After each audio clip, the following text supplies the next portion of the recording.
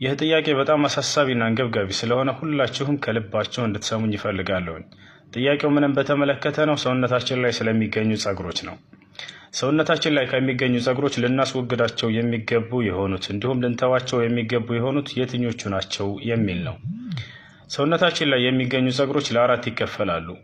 አንደኛ ልናስወግዳቸው የሚገቡ የሆኑ ጸጉሮች፣ ሁለተኛ ልንተዋቸው የሚገቡ የሆኑ ጸጉሮች፣ ሶስተኛ ልንቀንሳቸው የሚገቡ የሆኑ ጸጉሮች፣ አራተኛ ከፈለግን ልናስወግዳቸው ከፈለግን ደግሞ ልንተዋቸው የተፈቀደልን የሆኑ የጸጉር አይነቶች ናቸው።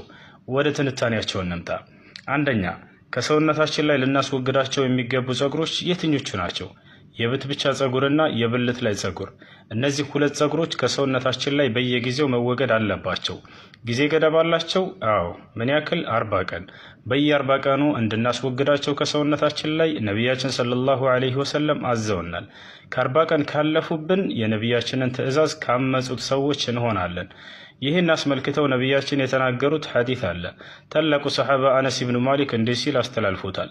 ወቀተ ለና ረሱሉላህ ሰለላሁ ዐለይሂ ወሰለም ፊ ቀስ ሸዋሪብ ወተቅሊም ልአዛፊር ወነትፍ ልእብጥ ወሐልቅ ልዓና አላ የተጃወዘ ዐላ 40 የውማ።